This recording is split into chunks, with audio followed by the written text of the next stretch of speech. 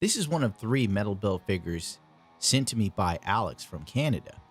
I never really got into the metal build Gundams because I guess I'm just a builder and painter at heart. So they kind of confuse me as I don't really know the market they're supposed to fill. They don't classify as model kits. I'd say they almost borderline on action figure. I mean, it's made of die-cast metal and plastic, and it's a very weighty little piece. I did take the time to put it on a scale, and without all the stuff on it, it weighs about 9 ounces. When it's fully loaded, it's at about 11 ounces, so just shy of a pound. The articulation on the kit is decent. I don't know why I said kit, force of habit. The articulation on the metal build figure is decent, except for the feet. The feet suck. There's absolutely, positively no wiggle room here. Well, you can wiggle the toes a little bit, but overall, yeah, not much articulation there. You know, the feet on the blue frame remind me of something like a genie's feet. I'm getting flashes of Aladdin for some reason. Oh, the V-fin on the front, antenna, whatever you want to call it, this thing pops off all the time, so be ready. It has like the backpack that comes with the locking mechanisms for the bazookas. It also has this cool stand. I'd say this is probably one of the better stands that's come out. I like the design. I like the locking mechanisms on it. I see why the Chinese market has copied the stand and then jerry-rigged it to basically work with master grade Gundams. Except it's like $20 for the stand. I really don't want to pay that plus shipping. This figure comes with a ton of accessories. Missile pod launchers, 2 bazookas, 1 beam rifle, a shield, 2 beam sabers that are very funnily shaped, 2 ankle pod missiles, and that's about it. Well, that's not about it. That's a lot of stuff. You know, considering most gunpla I work on come with next to nothing, this thing is fully loaded, and I guess that's why the price is so high. These are limited edition, by the way, so I guess that's something to keep in mind. Whether they go up in price in the future, I really don't know. I don't even know if Tamashii Nations will re-release these. The paint job in and of itself is acceptable, but in my opinion, it's very bland. It's just there. It's not done poorly, it's just not saying anything to me. It's very shiny, by the way, so if you like shiny stuff, you might dig this. My issue with the figure is the fact that the detail work is minimal. There's so many little hidden pistons that are molded into some parts of the armor that are they just go unpainted, and they're the color of whatever plastic they just happen to be molded on. I feel like for the price of almost $300, they could have painted these or something. Maybe I'm just crazy. The decals or the emblems, I don't know what these are, but they're handled immaculately. I wish water slides would look this flawless. Overall, this figure is nice to look at. It's not bad, especially if it's the only one you have. But when you compare this towards a fully painted gunpla kit, that's when it really starts to fall apart. Even a moderately painted gunpla kit next to this really makes this figure come off looking very toyish, which is sad because of the exorbitant price it comes as. But if you can find one online, usually the price is around 215 bucks, depending on if you're willing to buy a used one. So maybe opening this and reviewing it was a bad idea. But since I already opened it on an unboxing video like months ago, I figured I had nothing to lose. Why not do a review on one? And I wanted to know exactly what I was dealing with here. Since I'm waiting on the new Gundam, you know, the Tamashii Nations exorbitantly priced 1/60th scale new Gundam because Bandai is being complete and total dicks by not giving us a master grade, but rumor has it there's going to be a Sasabi or Sinanju as the new perfect grade. That's the new rumor mill that I'm going to run with. I mean, if they do that, I'd buy it day one. If Bandai did a perfect grade Sasabi or Sinanju, buy day one, buy, pre-order, no questions asked, give it to me. Hell, even if they put out like a Gundam 2.0, I'll probably buy it because I was in the market for one anyway when it came to perfect grades. I will admit, this figure does come off a little badass. Even though, you know, I don't care for the paint job, I find it a bit lacking, especially for the price. When you put the 2 bazookas in its hands, this thing just reads kick-ass. It really does. It's just on and popping, as they say in the ghetto. But like I said, when I put it inside my glass display and it's up against some of my paint jobs, it really starts to look like a toy, which is unfortunate. It's really expensive. One cool thing though, it has a very nice working piston in the kneecap. I really like that feature. I wish like they would implement it into more master grades. You might notice a flickering of lights. I was working on the lighting at the time. This kit comes with 4 or 5 set of hands. And I'm going to say it right now, I don't care for the hand mechanism. It's on a ball joint, and you have to, really work those hands on that joint. It's like a shaft that you got to stick these rubber hands on. And it feels like it could break. It feels fragile. And even the instructions do say fragile. I mean, that sucks. On top of it, the rubber's a little annoying to work with, or maybe it's a very hard but flexible plastic. I'm not 100% sure. And when you're trying to put weapons in the hands of this figure, it is prone to scratching off the paint on the hands. So if you like a certain look, I suggest you stick with it, because you will ruin the paint on the hands if you fiddle with it too much, which I'm not really keen on personally. There's a ton of gimmicks here. A removable backpack, which I probably should have featured a little bit better.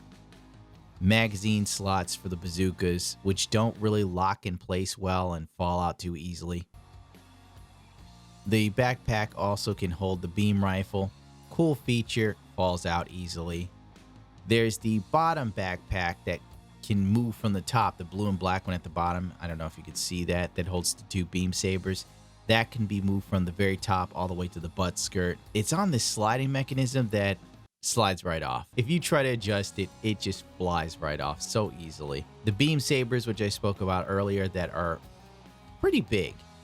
Now, I don't know anything about Gundam Seed red and blue frame, but I don't know if the beam sabers are supposed to be so gargantuan. You'll have to forgive me for not doing too many poses with this figure, simply because the instructions kept reading as fragile.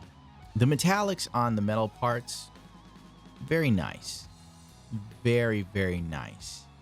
It's a beautiful, I'm guessing powder coating or electric coating, electroplating or something. Very loud and in your face. It's nicely done, I should say, but it's just very, very toyish yet again, like a die-cast car. A little bit of the back action where I talked about the blue and black backpack, and there you can see all the molded in details that could have been painted. Look in the back of the blue section. Look at all of that area that you see molded in details that you know are supposed to be like mechanical, and they're just blue. They're blue. This figure is so expensive, and they don't even care to paint that in. The figure has great articulation. Look at these moving joints. There's armor plates that actually move with the arms, which is cool, including the legs have a very similar gimmick. You won't really catch me fiddling with this because I'm not the type of person to fiddle with figures on camera. It's just not me. And let's do it with the arms.